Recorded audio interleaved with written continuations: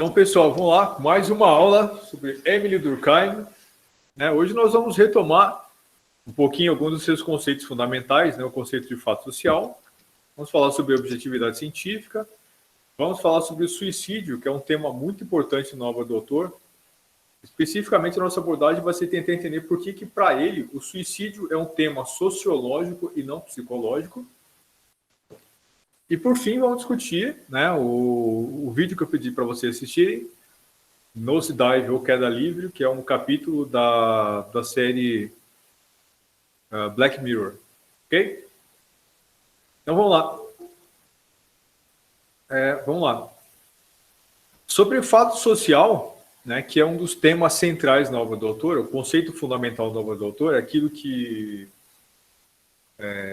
une todo o conteúdo da sua obra.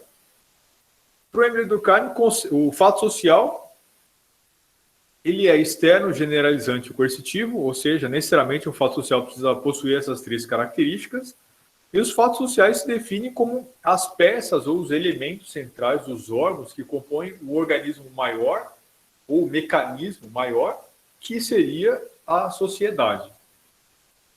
Está claro para vocês, a partir da discussão da aula passada, o que é um fato social e por que ele é importante para entender a sociedade? Sim. Os fatos sociais são os conjuntos de atividades que nós desenvolvemos cotidianamente em sociedade, ou seja, são as ações típicas que nós fazemos em sociedade, no contexto em que essas ações possuem esses três elementos. Elementos externos, coercitivos e generalizantes. Esses fatos sociais são eles que compõem, ou são os organismos que compõem, esse mecanismo maior, ou esse conjunto maior que nós chamaremos de sociedade. Cada fato social tem uma função dentro dessa sociedade, da mesma forma que um órgão, ou uma peça, desempenha num organismo, num ser vivo ou numa máquina. Certo? Então vamos lá. Um outro elemento muito importante na obra do Émile Durkheim é a ideia da objetividade científica. Para ele, é possível que o analista, que o autor, ao estudar, ao analisar uma sociedade, ele se separe completamente do objeto que ele está estudando e ele se coloque numa posição de separação. Mas para evitar essa separação, eu vou pedir para vocês ligarem as câmeras, para a gente se ver, para eu poder conversar com vocês olhando para vocês, senão não tem graça aqui, Eu não consigo essa objetividade, preciso ver vocês aqui, senão me sinto solitário falando para as paredes. Então vamos lá, para o Durkheim, é possível ao analista, ao estudioso, quando ele está analisando alguma coisa, ele se separar completamente e ele falar da coisa como se ele não fizesse parte dela. Isso é um tema altamente polêmico, porque no final das contas, a tendência é que nós sejamos sempre contaminados, imbuídos, nós estejamos sempre completamente envolvidos com aquele objeto que nós estamos estudando, especialmente quando nós estamos falando aqui da sociedade. Mas por que ele fala isso? Por que ele supõe que existe essa possibilidade da separação objetiva entre o autor e o objeto de estudo? E para ele, lembre-se do que nós discutimos na aula passada, para ele, uma sociedade deve ser vista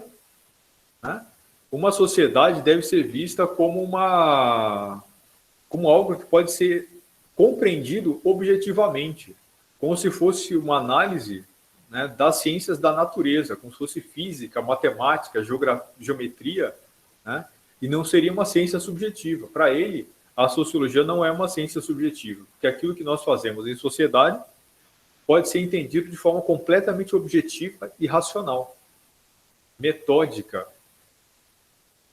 Então, estudar a sociedade humana estaria mais próximo de um estudo de uma colmeia de abelhas do que de um estudo subjetivo.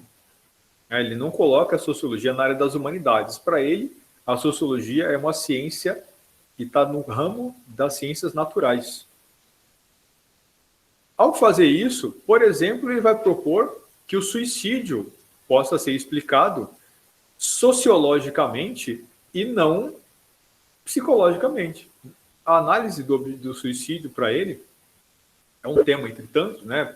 A gente pega o suicídio, primeiro, porque é um livro extremamente importante na obra desse autor, mas porque é uma análise bastante diferente, né? Ela é tão diferente que chama a atenção e nos permite entender mais claramente a metodologia do autor. Então, para ele, o suicídio é um fato social. Thaís, desculpa, não entendi o que você falou. Acho que o seu microfone está com problema. Você escreve aqui para eu poder ler. Tá? Então, o suicídio, ele é um fato social. Thaís, acho que está com defeito o seu microfone. Você escreve aqui para a gente poder ler. Okay? Então, o suicídio para ele é um fato social. O suicídio é um fato social. Ele é externo, generalizante e coercitivo. Significa que o suicídio tem uma função social. Ele pode ser explicado como uma ação social. O suicídio... Thaís, o seu microfone está com algum problema e nós não conseguimos ouvir, só dá para ouvir ruído. Então, eu preciso que você escreva para a gente ouvir, para eu saber o que você quer dizer. Legal?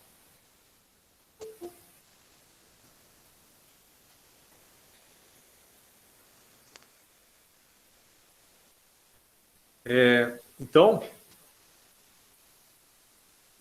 o suicídio ele é um fato social, ele é externo, generalizante e coercitivo. Né? Ele é uma ação que pode ser explicada socialmente e não individualmente. Segundo Emile Durkheim, o suicídio pode ser explicado socialmente porque, na opinião dele, ele se explica pela própria estatística. Né? Pessoas se suicidam não por razões internas, mas por razões que são explicadas socialmente. A sociedade produz o suicida. O suicídio ele não comete esse ato por razões que são eminentemente internas. Então, segundo a análise durkheimiana, né, as pessoas matam-se em todas as sociedades, ou seja, existe suicídio em todo tipo de sociedade. E, curiosamente, em todos os lugares, as taxas de suicídio elas são estáveis ao longo do tempo. Para ele, o suicídio se explica socialmente ou sociologicamente, porque em todas as sociedades, o suicídio ele existe ao longo do tempo em taxas mais ou menos estáveis. Portanto, todo ano, em todo lugar, mata-se mais ou menos o mesmo número de pessoas. Ou seja, no Brasil, esse ano, né, é um ano de crise, então é um ano diferente. O ano passado também, mas historicamente mata-se mais ou menos o mesmo número de pessoas, ano após ano. E quando é ano de crise? Menos ou mais? Nós já vamos falar sobre isso. Então, o suicídio ele é um fato social, ele tem uma função social, e segundo ele, o suicídio de amanhã está sendo gestado hoje. Então, a sociedade ela tem uma disposição definida ao suicídio, e, portanto, em todas as sociedades mata-se, ano após ano, mais ou menos o mesmo tanto de pessoas, mas esse número varia de sociedade para sociedade. Então, portanto, no Brasil, mata-se uma quantidade de X pessoas, mas no Japão, a taxa de suicídio é muito maior. Ela é bem mais elevada do que no Brasil. E ela não é mais elevada um ano, né, esporadicamente. Ano após ano, mata-se muito mais pessoas no Japão do que no Brasil. A taxa do Japão de suicídios ela é bem mais elevada do que o Brasil, mas ela é bem mais elevada ao longo do tempo. Na Coreia do Sul também, a taxa de suicídio é muito mais elevada, mas ela é mais elevada ao longo do tempo. A taxa de suicídio brasileira ela é mais baixa, mas ela é mais baixa seguindo mais ou menos a mesma proporção ao longo do tempo. Então, segundo Durkheim, isso se explica por conta de uma predisposição social ao suicídio. Então, veja que interessante. Cada sociedade produz o suicida. Nossa! Estou estranho isso para vocês? Ai, Vocês sabiam disso?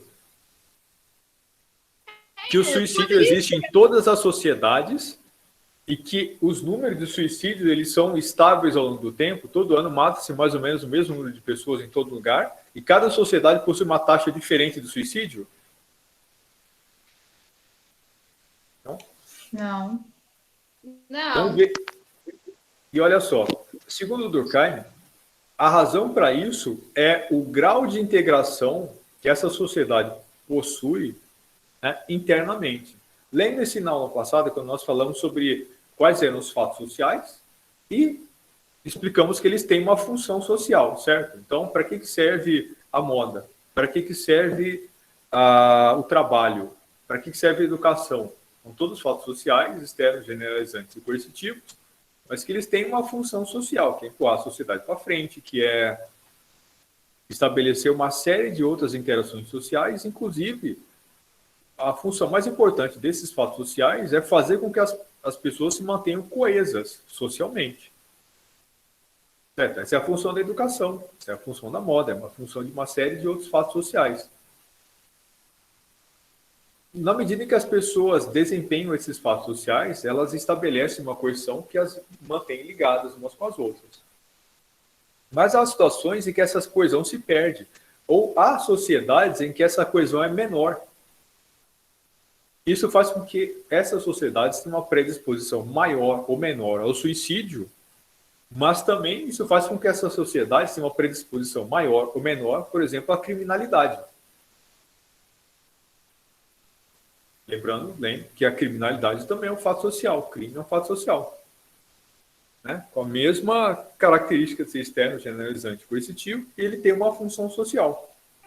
Professor, Oi? você falou que permanece todo ano mais ou menos a mesma taxa de mortalidade por suicídio? Sim. Certo. No caso, aqueles homem-bomba lá, seria um caso diferente de suicídio, né? Eles estão se suicidando, mas seria um caso diferente. É um tipo específico de suicídio, nós vamos falar deles. O Durkheim descreve 3 tipos de suicidas e o homem-bomba é um deles, muito claramente. Sim. No caso, eles se manteriam também nessa mesma linha, todo ano, mais ou menos a mesma quantidade? A mesma linha de raciocínio dos outros? Nesse caso, é uma modalidade muito específica. Né? Então, o número de suicidas que cometem suicídio por essa modalidade é muito baixo. Né? O número de homens-bomba é muito pequeno para que ele seja um fenômeno socialmente generalizado e, portanto, obviamente, as taxas deles vão variar muito, porque isso depende, inclusive, da capacidade de realizar o atentado. Né? Entendi, então, mais ou menos. Obrigado. O número de homens-bomba é muito pequeno, porque ele depende da capacidade de um grupo organizado de projetar e planejar atentados. Então, o número vai variar, mas não em função da decisão de pessoas de se matarem por essa modalidade, mas em função da capacidade desses grupos de efetivamente causarem atentados. Mas, sim, professor, obrigado. Vamos falar então dos 3 tipos de suicídio. No Durkheim, o suicídio ele pode ser egoísta, altruísta ou anômico.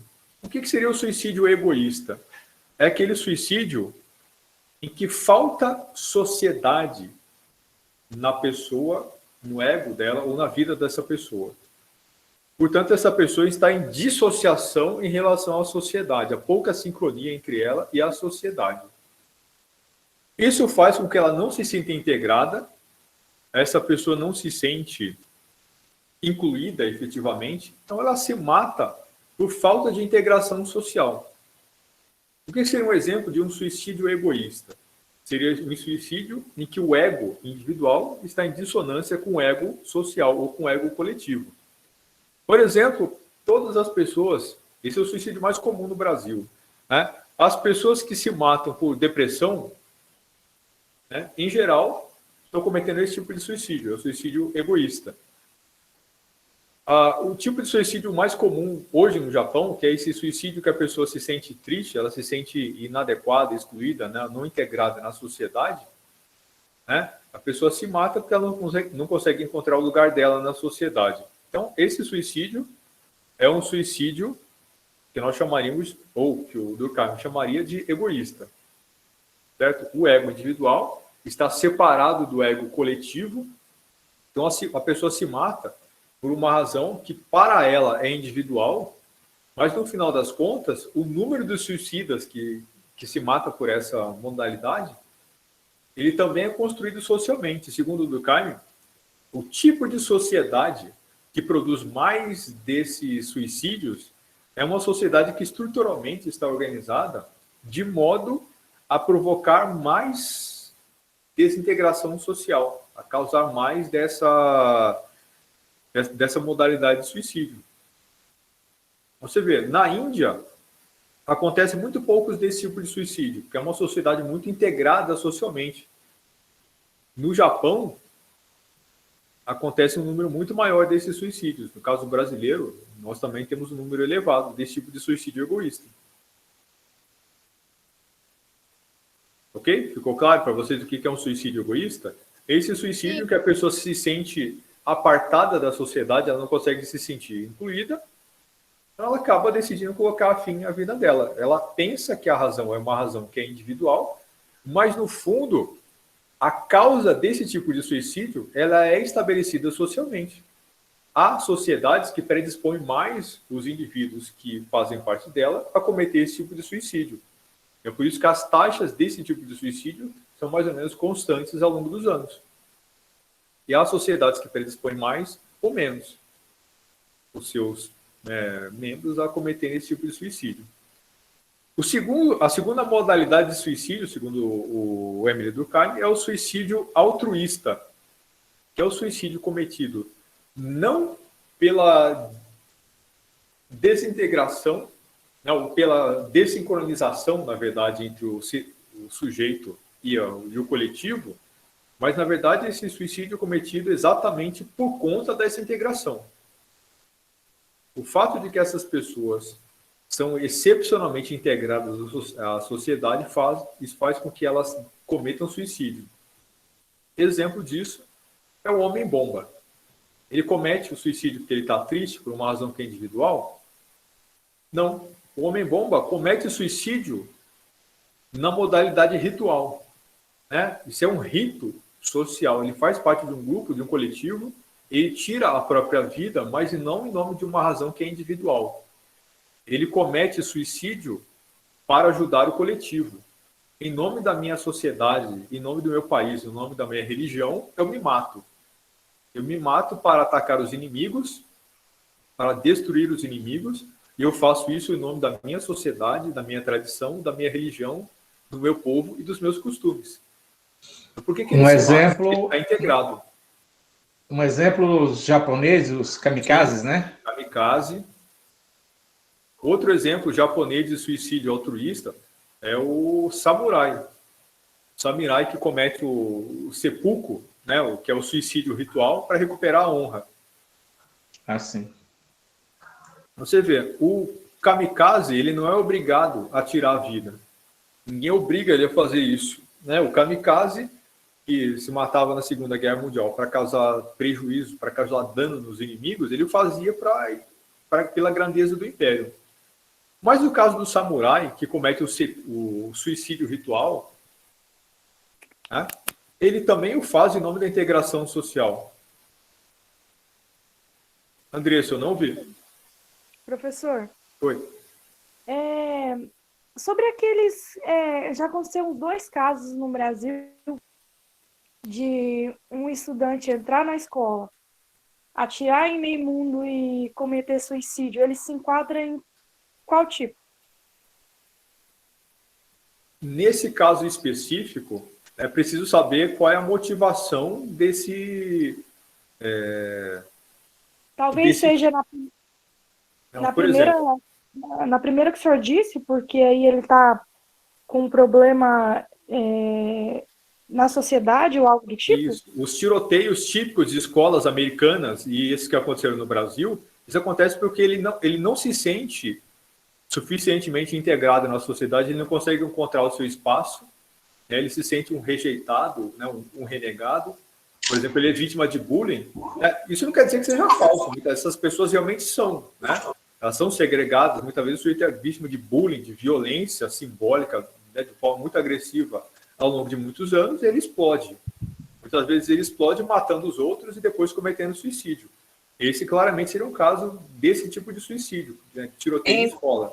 Professor, Seria mas um eles egoísta? também... É egoísta.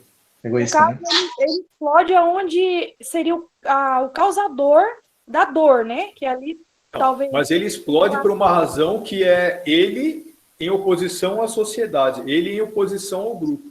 Não é ele fazendo parte de um grupo.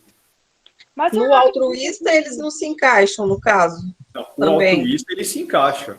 O altruísta, sim, ele se entendi. encaixa. O egoísta, não.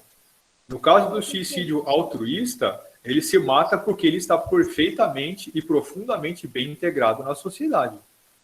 Vou explicar o exemplo do samurai, né, que comete o seppuku, que é o suicídio ritual, é mais fácil para a gente entender aqui. Então, você imagina o seguinte, o samurai, né, ele é um guerreiro, né, de uma sociedade nobre medieval japonesa, ele faz parte de um exército que está defendendo aqui a nossa vila. Né, ele vai lutar contra a vila vizinha. Mas aí, no meio da batalha, ele é quase morto, ele se assusta e foge. Né?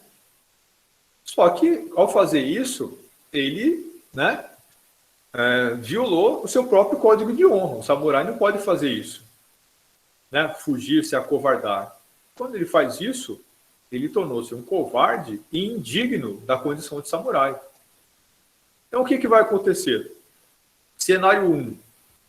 Né? A nossa vila venceu a guerra, aí ele volta depois para casa. Mas como é que ele consegue olhar nos olhos das pessoas? Como é que esse samurai que fugiu do combate consegue olhar depois nos olhos das pessoas? Ele não pode. Por quê? Porque ele perdeu a honra. Ele não pode porque ele perdeu a honra. Né? Professor, seria que ele morre a favor, vamos supor, do seu país, daquela nação? Seria tipo isso? Do seu povo, né? Do povo, nesse caso até da vila, não precisa nem ser do país e da nação. Nesse caso pode ser até da vila da qual nós fazemos parte. Né? Então, o samurai ele faz parte de uma comunidade e ele foi covarde na defesa dessa comunidade. Então, a nossa vila venceu aqui a batalha. E aí, o que acontece? Ele, ao voltar para casa, ele pode simplesmente continuar vivendo nesse grupo, sabendo que ele é um homem desonrado? Não. Não pode. Mas quem que vai proibir ele de viver nessa vila? As próprias pessoas. Aí é que tá, ninguém. Não, assim, as pessoas vão fazer isso, mas não através da violência. Ninguém vai juntar, pegar esse sujeito e matar ele. Vai ser ele mesmo? A Ele mente mesmo. dele? Ele vai se matar. Ele vai cometer suicídio. Ele vai cometer suicídio sem ser obrigado a isso. Ele vai cometer suicídio sem ser obrigado a isso. E por que ele vai fazer isso? Né? Porque ele se desonrou. Porque ele é uma parte tão integrada nessa comunidade que ele não consegue conceber como viver fora desse grupo. Ele poderia simplesmente ir embora, pegar as trouxas dele e ir embora. Eu vou mudar para uma outra vila bem longe, né? Onde ninguém me conhece, ninguém sabe o que eu fiz. Seria uma escolha, ninguém vai matá-lo. Mas ele não pode fazer isso, porque ele sabe o que ele fez. Então ele vai para a praça central da cidade, vai para um lugar público, vai pedir perdão para as pessoas, vai se ajoelhar, vai pegar uma faca, né, que é uma espada curta, vai cortar as tripas e vai ter uma morte lenta, terrível e dolorosa. Ele vai levar um tempão para morrer, né, com as tripas ali de fora, mas ao fazer isso ele vai recuperar a própria honra. Ao fazer isso ele vira uma pessoa completa, inteira, de verdade. Ninguém vai obrigar ele a fazer isso, ele vai fazer isso por escolha. Ele faz isso por integração com a sociedade. Tá, mas vamos lá então. Ele morreu. Ele crê em quê então? Qual é? Ele crê que a honra é mais importante que a vida. Ele crê que a honra é mais importante que a vida, porque é isso que a sociedade pensa. é isso que ele pensa ao fazer parte dessa sociedade. Aí, mas seria por causa da família também? No entanto? Não. Se ele não tivesse uma família, ele faria a mesma coisa. A família dele é a comunidade.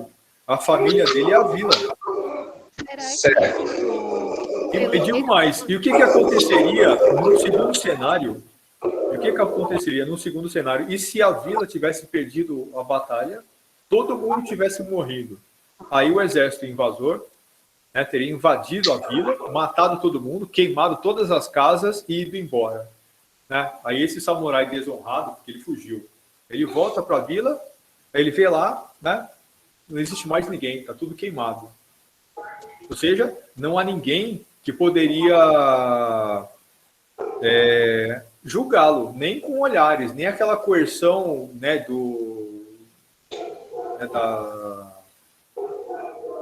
sutil, né, Então, o que ele faria numa situação dessas? Já que não tem ninguém para julgá-lo. Tá, mas então é por causa de uma terceira pessoa, né? Não é a honra dele, Não. nesse caso. O que ele faria numa situação dessa se toda a vila tivesse morrido? E não tivesse ninguém para julgá-lo? Ah, então ele não se suicidava, professor? Ele se suicidaria do mesmo jeito, a mesma coisa. Ele se culparia?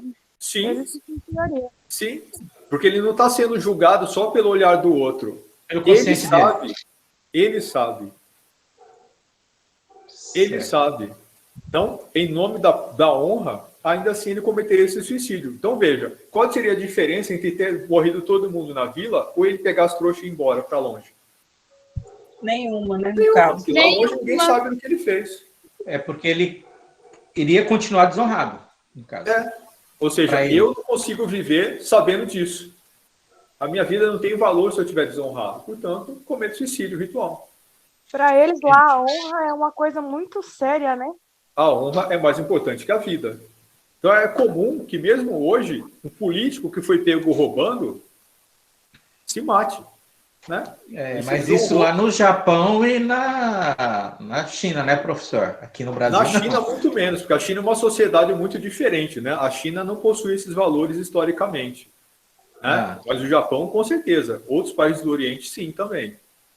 A China é um lugar um pouco diferente, né? Mesmo historicamente. Mas o Japão, né? No Japão, isso é muito forte. Né? A sociedade samurai. Quer dizer, na China eles matam, né? No caso, o governo mata, né? Historicamente o governo faz isso. Né? Ou pelo menos finge que faz, né? Porque a corrupção no governo chinês é imensa, né? A burocracia chinesa é profundamente corrupta. Dificilmente ele seria, por exemplo, menos corrupta que a brasileira. Né? Certo.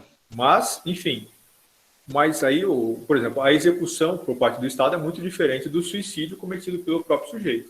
Né? Então, aqui, na sociedade samurai, o suicídio é cometido em nome da honra. Ou seja, é o suicídio cometido por integração social. Ele se sente tão poderosamente parte daquela sociedade que, ainda que eu esteja sozinho e todo mundo tenha morrido, eu vou continuar agindo de acordo com aquilo que a minha sociedade pensa, de acordo com os meus valores sociais. Então, veja como é profundo isso. Né? Então, é um suicídio cometido em nome da ordem social. Mas há outros tipos ainda de suicídio cometido pela lógica altruísta. Por exemplo, no passado, né, hoje a sociedade inuit ou esquimó já está quase plenamente integrada na sociedade ocidental. Mas no passado, até o começo do século XX, por ali, eles tinham hábitos, né, que eles eram muito arraigados socialmente por conta da estrutura social que eles possuíam, por conta do local em que eles viviam numa natureza muito hostil, e para que a vida fosse possível naquele tipo de associação era preciso muita cooperação social. Ou seja, sem uma sociedade muito fortemente estruturada, o ser humano dificilmente consegue viver numa situação tão extrema como aquela, né, no Polo Norte, lá no meio do gelo, né, temendo os ursos polares, aquela coisa toda. Então, era muito comum, por exemplo, que naquele tipo de sociedade, né, na sociedade esquimó ou inuit, se o primeiro filho que nascesse fosse uma menina, né, eles colocavam gelo na boca dela e colocavam ela sem roupa lá do lado de fora, na neve, para que ela morresse. E por que eles faziam isso?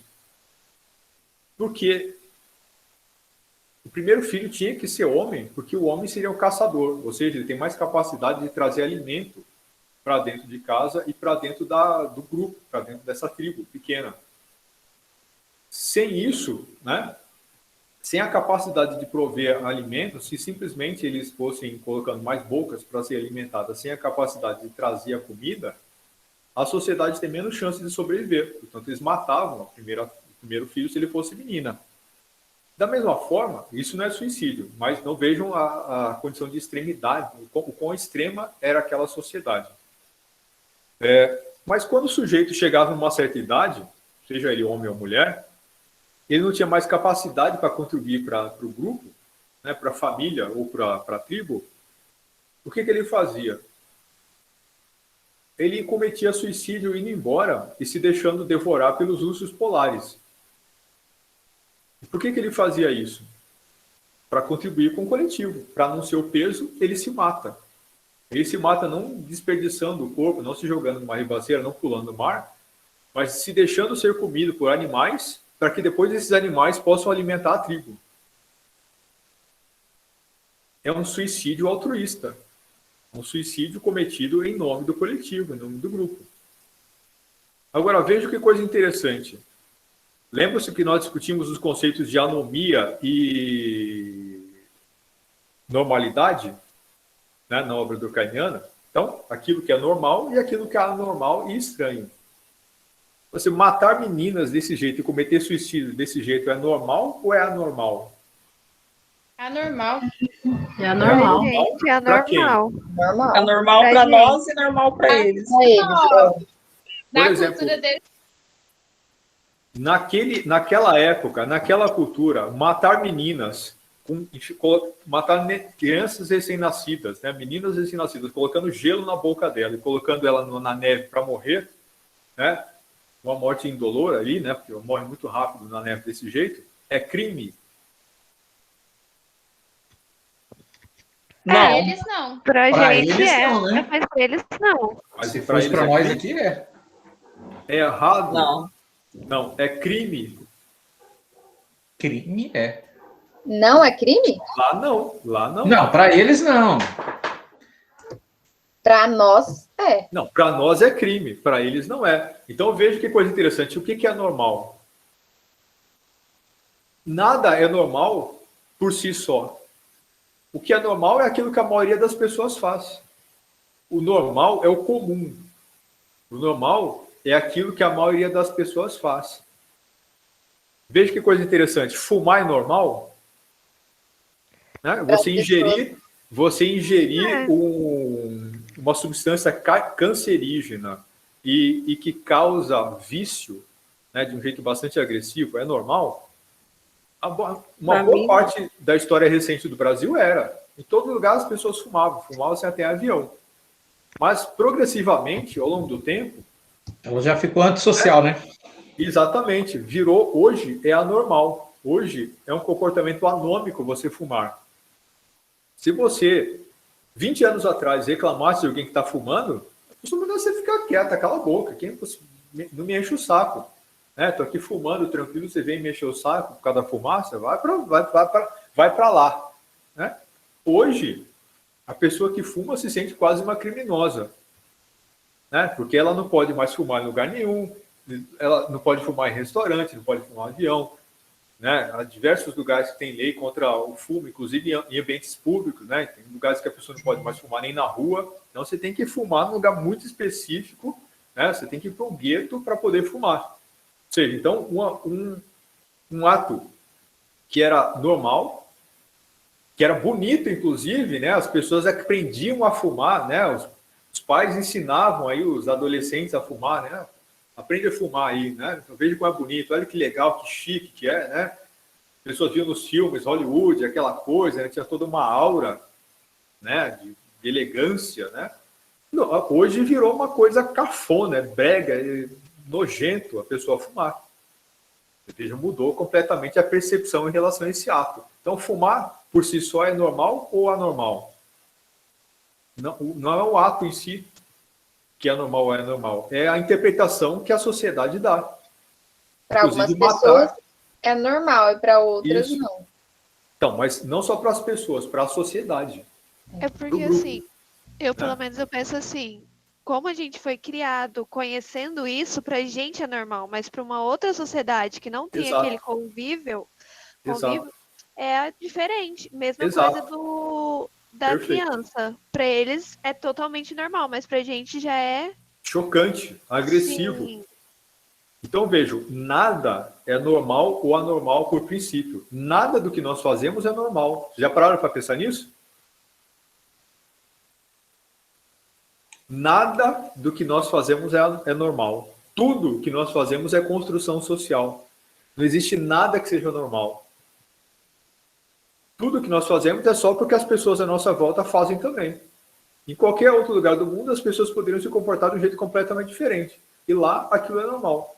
Então, o que é normal? Nada. Nada é normal, nada é natural, nada é comportamento típico, nada é tipicamente humano. Tudo aquilo que nós fazemos porque nós aprendemos a fazer isso socialmente e socialmente nós atribuímos um valor positivo ou moderadamente positivo a esse comportamento. Só isso. Família, religião, aquilo que as pessoas fazem dentro da religião, na política, nas suas relações sexuais, nas suas relações pessoais, tudo. Tudo. Comportamento, né, em relação às outras pessoas, nada é normal. Tudo é construção social. E quando é comum, porque a maioria das pessoas fazem, vai ser, naquela sociedade, chamado de normal. E se não é o que a maioria das pessoas faz, será chamado de anormal. E é perfeitamente possível que esses comportamentos mudem. Outro exemplo interessante. Vocês já ouviram falar do Nelson Rodrigues? Nelson Rodrigues é um teatrólogo brasileiro muito famoso, né? Um dos autores brasileiros mais famosos, né? Lá dos anos 80. Ele tem muitas obras, Vestido de Noiva, caramba, até esqueci os nomes. Mas tem várias minisséries da Globo aí foram feitas com base nas obras dele, né? Bonitinha, mais ordinária, linda peça. Tem 2 filmes bem bacanas aí sobre essa peça do Nelson Rodrigues. Eu até recomendo que vocês assistam. Bonitinha, mais ordinária. Porque matou a família e foi ao cinema. Então, mas ele dizia uma frase interessante, que era muito típica dos anos 80. Né? O homem pode até não saber porque ele está batendo na mulher, mas a mulher com certeza sabe porque está apanhando. Já ouviram isso? Não é uma frase comum hoje, porque hoje as pessoas não falam mais isso. Mas nos anos 80, quando ele falou, era a coisa mais normal do mundo. Né? O sujeito batia na mulher em casa, ficava bravo, saía para o bar e contava para os amigos. Né? Puta, né? A dona encrenca, pronto, me encheu o saco. Lá cheguei em casa, a janta não estava pronta, deu uma raquetada na cara dela, aí vim para o bar. O cara contaria para os amigos dando risada. Vocês acham que hoje alguém faria isso? Ainda há muita violência doméstica, né? Mas hoje nós já temos, por exemplo, a Lei Maria da Penha. Né? Ou seja, a lei foi criada porque a nossa sociedade mudou, a nossa perspectiva social mudou. Mas você acha que o cara que bate na mulher hoje, ele conta para os amigos? Vai lá no clube e conta? Com certeza não, né? Não. Com certeza não. Não, né? Porque hoje é inaceitável socialmente. No passado era perfeitamente normal. Entendeu? Então, aquilo que é normal ou anormal muda também ao longo do tempo, mesmo dentro de uma mesma sociedade. O tempo passa, muda aquilo que é normal. Ok, então vamos pro Black Mirror lá. Então, vocês assistiram, né? Boa parte do pessoal assistiu aí o vídeo. O que vocês acharam? Professor, Não vai comentar o anônimo, não, professor? Suicídio anônimo? isso que eu ia falar. A terceira modalidade, suicídio o lá. suicídio anônimo. Isso. O suicídio anônimo é justamente o suicídio do tempo de crise. Quando a Professor, sociedade está... desculpa, qual é o nome mesmo? Suicídio anômico. Anômico, tá. Isso. É o suicídio cometido em tempo de crise. Ou seja, a taxa de suicídio é normal e acontece uma crise grave econômica, né? Uma crise grave por várias razões, uma invasão externa, guerra, a taxa dispara. E quando a crise passa, ela volta ao normal. Então, esses suicídios cometidos em tempo de crise são sintomáticos de desagregação social. Você tem uma desorganização da ordem social, e essa desorganização provoca também desordem moral, desordem econômica, provoca uma desordem nos valores sociais e aliena uma parcela importante da população a ponto de um número grande de pessoas acabar cometendo suicídio. Por exemplo, na crise de 29, uma cena muito comum era altos executivos que tinham falido, que tinham perdido tudo, né, por conta da crise, perdido na bolsa, essa coisa toda, eles pulando dos prédios. Então, pessoas pularam do prédio, não é que pulou um, dois, pulou um monte, pulou centenas, talvez milhares deles. Rodrigo, digamos, na situação que nós estamos vivendo hoje, essa pandemia, até que nós já temos a vacina aí e tal, que já estão o mundo inteiro vacinando, né? Mas poderia até, se durasse mais, seria um fator para isso acontecer? Mas mesmo hoje no Brasil, eu não vi números específicos, né? Mas ocorreu uma quantidade muito grande de pessoas, aconteceu de uma quantidade muito grande de pessoas ser impactada muito severamente, né, do ponto de vista psicológico, por conta da crise, por conta do isolamento social, por conta de você não poder mais sair do jeito que podia, né, pelo fato de você não pode mais estar em contato, né, não ter mais tanta proximidade com os amigos. Houve uma quantidade muito grande de pessoas com problemas psicológicos. Não é que ela enlouqueceu por conta disso. Não. Você teve muito problema em vários níveis diferentes causados por esse isolamento, pelo fato de que as pessoas tiveram mais dificuldade na integração social. Porque vinha num ritmo e, de repente, para aquele ritmo, né? Isso cobrou preço psicológico para muitas pessoas. Sim. E, inclusive, obviamente, isso vai ter impacto no número de suicídios. Eu só não vou dizer com certeza que o número de suicídios aumentou e muito nesse período, porque eu não vi nenhum dado, então eu não vou falar o que eu acho sem ter pesquisado, né, dados específicos. Podia até ter pesquisado. Mas, com certeza, é o típico de situação em que a taxa de suicídios tende a aumentar por uma razão que está ligada à crise, que leva ao desengarçamento do tecido social. Uma crise sanitária, uma crise de ordem econômica, né?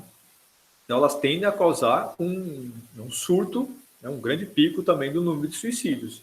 Então, o suicídio ele é causado por razões que são muito próximas, né, daquilo que é o suicídio egoísta, mas o número e o fato de que eles acontecem muito intensamente num período muito curto de tempo faz com que ele seja categorizado como suicídio anômico. Ok? Então, suicídio egoísta, altruísta e anômico. Ficou claro para vocês as diferenças entre uma coisa e outra? Ficou. Sim. Beleza. E sobre Black Mirror? Que aqui nós estamos falando sobre a ideia de normalidade e a influência da sociedade sobre o indivíduo. Então vejam como aquilo que nós fazemos, em geral nós fazemos por conta da forma como as pessoas nos veem.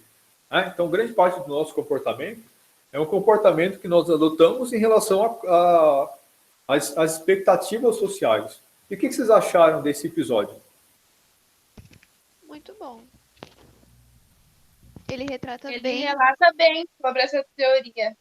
como a gente quer ser visto pela sociedade. A gente sempre quer que as pessoas aceitem a gente, que a gente seja avaliado da melhor forma.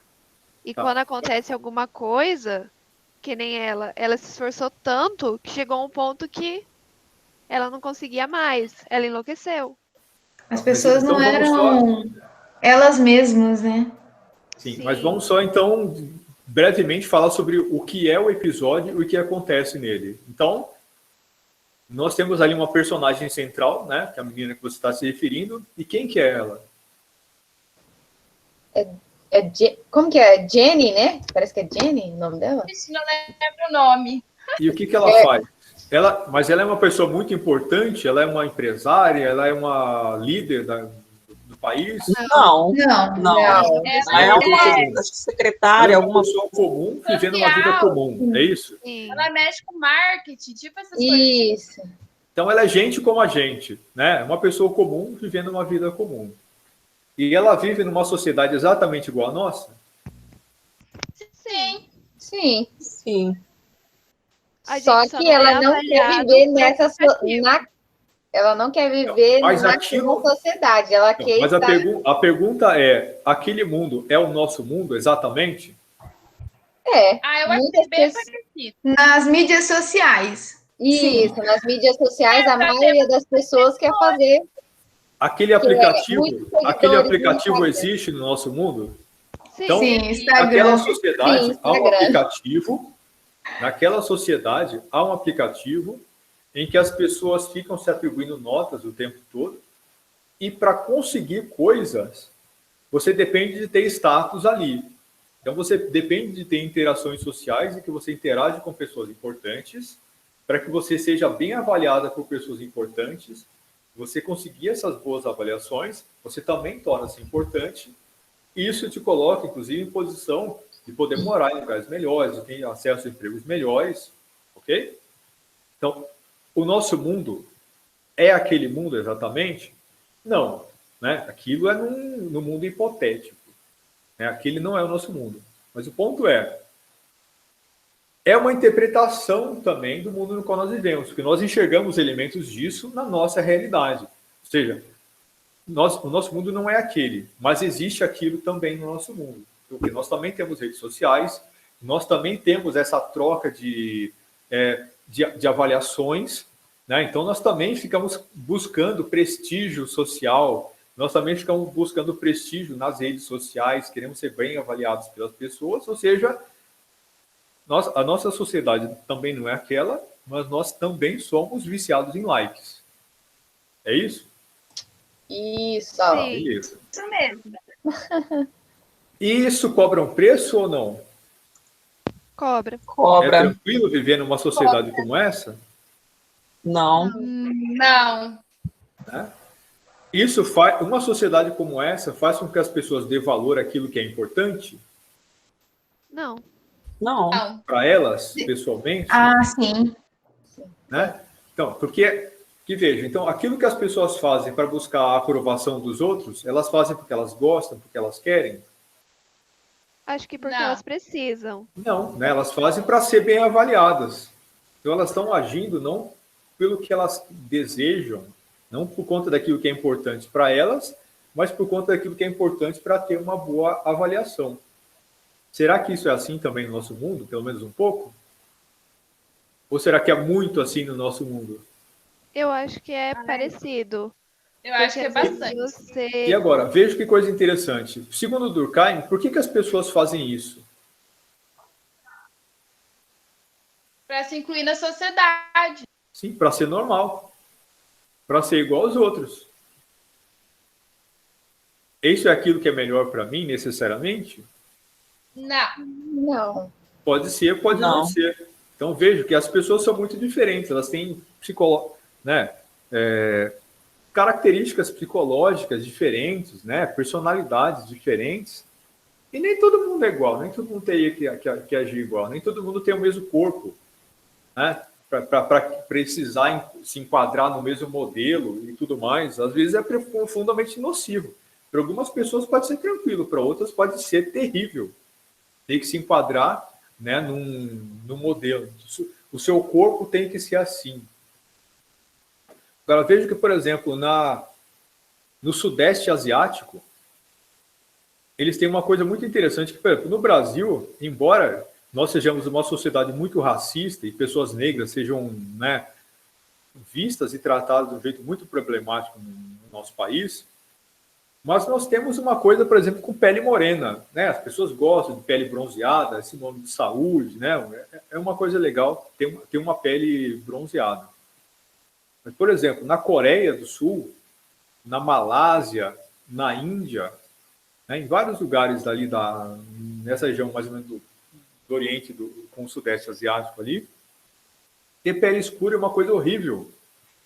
As mulheres têm que ter pele clara. Se elas não tiverem, principalmente mulheres, qualquer uma, mas principalmente mulheres, elas não são consideradas bonitas, não conseguem arrumar ninguém. Elas são tratadas pior, não conseguem arrumar emprego. Então, elas muitas vezes fazem tratamentos para clareamento de pele com produtos tóxicos que matam, né, que causam efeitos colaterais gravíssimos. Isso na Professor, Índia? qual seria o motivo? Na Índia, professor? Na Disso. Índia, na Malásia, na Coreia do Sul, em vários lugares. Eles são uma cor predominante quase morena, não? Tem muito disso, mas então você veja que na Índia, apesar de ser um país de pele escura, é mais Sim. ou menos igual no Brasil. Você precisa ser branco para ser visto como gente da elite. Né? Ser da elite tem cor. Ser da elite tem cor. Né? Então, o que acontece? Para você se sentir incluído, para você se colocar numa posição de ser alguém que tem uma boa avaliação, né? Você precisa estar dentro de uma caixinha. Por exemplo, lá nesses lugares, a caixinha, no Brasil também mas aqui é um pouco diferente porque nós não temos uma visão negativa necessariamente da pele morena, né? Sim dos traços negros, uma coisa um pouco diferente. Lá, ter pele escura é uma coisa ruim. Então, as mulheres, principalmente, precisam buscar tratamentos de clareamento de pele para poder arrumar emprego, para poder arrumar namorado, para ser considerada gente. Tá, professor, abusando um pouco do seu conhecimento, só para aprimorar o da gente, né? Seria uma parte da Índia ou toda a Índia? Isso. Porque a Índia é um continente, é um subcontinente, um país muito diverso, né? Sim. Nós estamos falando aqui da parte mais ocidentalizada, né? Das grandes cidades, principalmente. Ah, tá. Obrigado. Professor, Oi. e lá também as mulheres têm que ser bem magras, né? Sim. Dependendo do trabalho que elas têm que submeter a regimes e cirurgias plásticas para ser aceita na sociedade. Sim, mas isso também é assim aqui no Brasil, né, em boa parte dos países do Ocidente. Com um grau maior ou menor de coerção social para que a mulher esteja inserida dentro desse padrão, mas a pressão ela existe. Mas, por exemplo, em alguns países da África Ocidental, o modelo a mulher tem que ser gorda. Então, para conseguir se casar com um homem da nobreza ou da elite local, ela precisa fazer um tratamento de engorda. Tem que ter substância, professor. E muita. Então, pegar... Engorda de verdade mesmo. Ela precisa ganhar, tipo, muitas dezenas de quilos, porque uma mulher bonita é uma mulher gorda. Porque ela precisa ser muito obesa para que o marido seja visto como alguém bem-sucedido. Porque se a mulher é magra, significa que o homem não tem recursos para colocar comida em casa. E mesmo que o país já tenha se ocidentalizado, ele ainda mantém um padrão de beleza que é tradicional, isso mais das famílias de elite, né? Porque os pobres não conseguem fazer isso de qualquer jeito. Então, para ser uma pessoa de elite, para ser uma pessoa considerada da nobreza local, a mulher tem que ser obesa. Você vê, né? A questão não é ser magra ou ser obesa, a questão é ter que se adequar a um padrão. Você viu que coisa interessante? E no caso, uma pessoa que não é da elite, mas ele já tem uma esposa que ela é obesa. A genética dela já é obesa. Então, essa mulher vai tender a ser vista como uma menina muito bonita. Assim como é perfeitamente normal que, por exemplo, meninas lindas nascem em famílias pobres, em lugar qualquer um do mundo, ou vistas como lindas, né, naquele lugar. Então, ela vai ser vista como uma privilegiada, ou seja, ela tende a ter certas facilidades. Os meninos obrigados para fazer a lição de casa dela, né, ela tende a arrumar um emprego mais fácil, né, porque nas entrevistas ela tende a se sair melhor. Né? Não quer dizer necessariamente, né, que ela vai conseguir potencializar isso para ter muitas vantagens na vida, porque nem todas as mulheres vão usar isso dessa forma. Né? A maioria, inclusive, tende a não ser assim. Mas, né, então é perfeitamente natural que um padrão de beleza muito típico seja encontrado também em pessoas que não são da elite. Né? Isso é normal. Só que todas as pessoas vão tender a se forçar, ou pelo menos a se esforçar para entrar naquele padrão. E isso vai cobrar um preço muito grande. É isso que esse episódio discute. Então, vejo que a ideia de normalidade é uma coisa muito interessante. Então, vocês viram como ela foi progressivamente se afastando daquele grupo social? Como é que vocês viram aquilo? Vocês sentiram empatia por ela, por aquela personagem? Vocês conseguiram entender por que ela fez aquilo que ela fez? Um pouco. Ela estava buscando o que ela queria, né? Ela tinha que mudar de casa. E aí, para ela conseguir aquela casa, ela tinha que chegar em 4,5. Senão, ela não ia ter. Aí, na cabeça dela, como aquela amiga dela tinha convidado para ela ir num casamento onde só ia ter pessoas de 4,6, 7, ela pensou, vou conseguir, então eu já vou começar a pagar já. E necessariamente ela se deu mal, né? Deu tudo errado na vida dela. Deu tudo errado. Mas deu tudo errado porque ela não conseguia atingir as expectativas. Porque as coisas são muito mais problemáticas do que parecem ali para ela. Mas veja que coisa interessante. Ela era uma pessoa melhor ou pior quando acabou o seriado? Quando acabou o episódio? Eu acho Ela é assim, melhor, mas para a sociedade pior. Ela era uma que ela pessoa era mais melhor. livre ou menos livre? mais livre. Mais livre. Mas mais livre em que sentido? Porque, por exemplo, ela pode morar na casa que ela queria? Não, mas Não. ela se desprendeu de paradigmas que ela tinha ali, de ser aceita o tempo todo. Então, você veja que coisa interessante. Ela era uma prisioneira daquela ordem, daquela estrutura social, né? Quando começa o episódio. Ela era obrigada a fazer um monte de coisa que ela não queria, ela era obrigada a ser até artificial, né? Para se enquadrar naquele tipo de comportamento padrão. Mas ela tinha uma liberdade, algum nível de liberdade, que era a liberdade econômica. Por exemplo, ela podia alugar carro, ela podia entrar no prédio do trabalho, né? Ela tinha liberdade de ir e vir, porque ela tinha um certo nível de avaliação. Quando termina o episódio, ela não tinha mais pontos. Ela podia, por exemplo, alugar um carro, se ela quisesse? Não. Ela podia entrar no prédio que ela trabalhava? Não, Não. Então ela é livre? não. Não. Não. Então vejam, a pessoa que não tem dinheiro, ela é livre? Não. Se Não. você não tem dinheiro para cuidar da sua saúde, se você não tem dinheiro para pegar um ônibus, nem para ir procurar emprego, Não. então vejam o que significa a liberdade. Aí, essa é uma coisa muito interessante. Ela tornou-se livre no final, porque ela se livrou de todos aqueles paradigmas. Então ela é uma pessoa com a mente livre. Ela se libertou da necessidade de ser uma escrava daquele sistema. Só que o custo, vocês vão ver isso, por exemplo, naquela caminhoneira. Lembra da caminhoneira? Lembro. O custo, mas o custo ele existe. Você pode perfeitamente escolher não ser igual. O Durkheim fala isso o tempo todo. Você pode escolher um comportamento anônimo. Ninguém põe uma arma na sua cabeça e diz que você tem que usar a mesma roupa que todo mundo usa, né? Você pode escolher ser diferente em algumas coisas, né? Ao escolher ser diferente, você está se libertando do paradigma, mas ser diferente não cobra um preço também?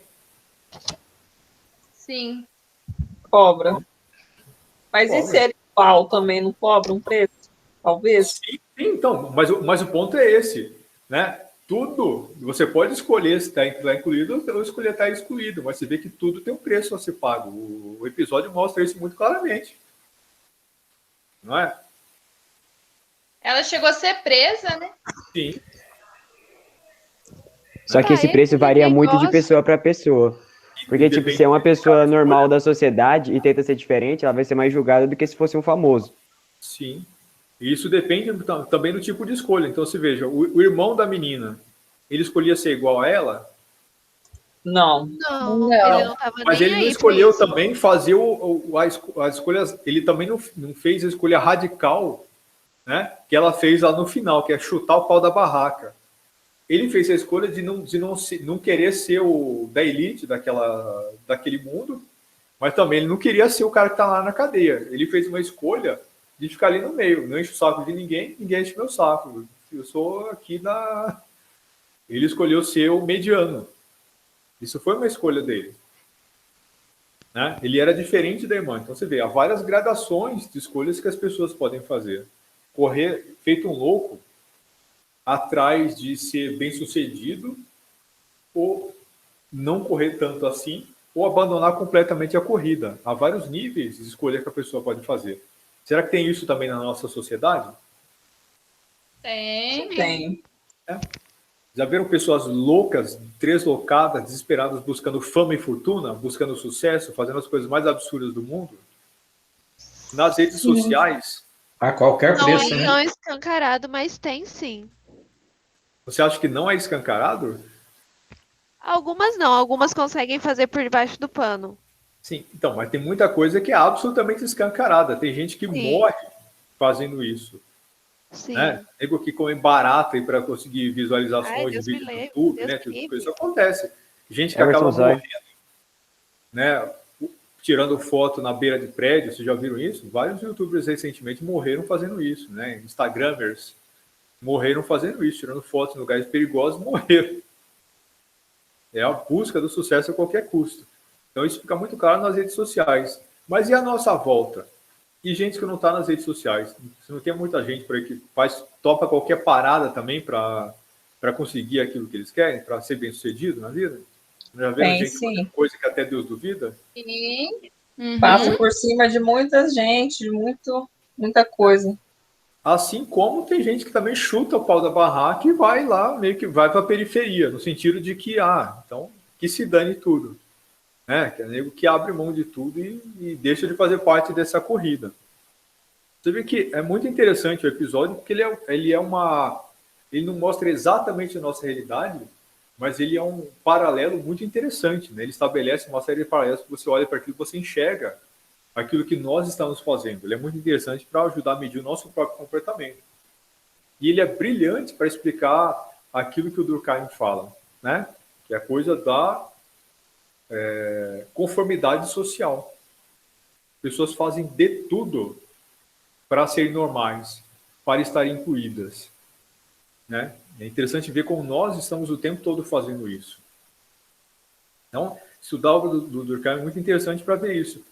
Parece brincadeira, parece bobagem, mas veja como isso é interessante para identificar certas personagens que a gente vê no nosso ambiente profissional de trabalho. Vocês não acham? Né? Aqui, o doidão, né, que está lá na periferia, que está na margem, que está lá no canto, né? A patricinha deslumbrada, completamente alienada de tudo, sem noção de absolutamente nada, mas você vê o quanto ela está integrada naquele grupo, como as pessoas caem naquele tipo de conversa, né? O carreirista pisando na cabeça de todo mundo para subir de cargo, aquele que gosta de humilhar as pessoas para ele se sentir bem, ele faz isso porque ele quer ser visto como uma pessoa de sucesso pelas outras à volta dele. O cara pisa na cabeça dos outros para que ele se sinta bem.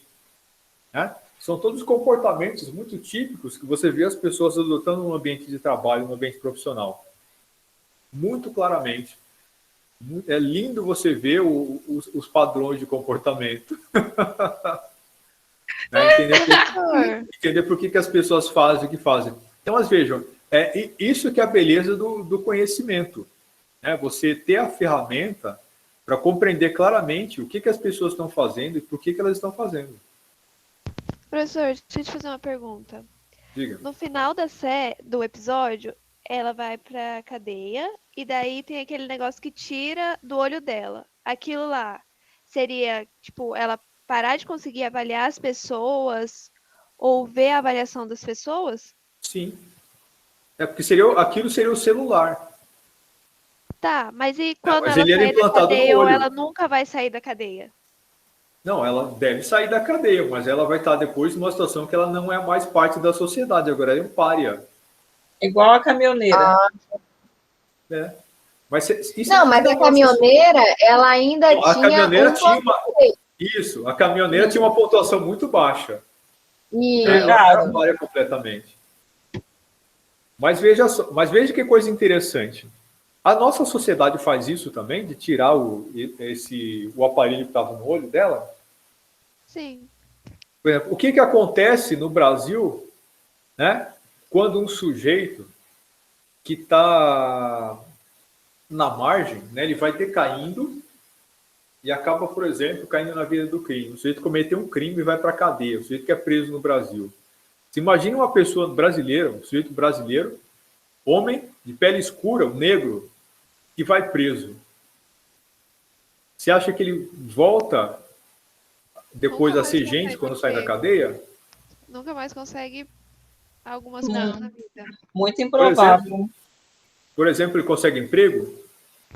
Com certeza não. Não, mais difícil. Bom, depende. Tem um cara que trabalha comigo que ele é ex-presidiário. Então, mas ele é super gente boa, já é da igreja e tudo. Mas isso é uma coisa muito rara. Há muitos programas, né, de reintegração. Né? Há, obviamente, situações em que essas pessoas conseguem se integrar.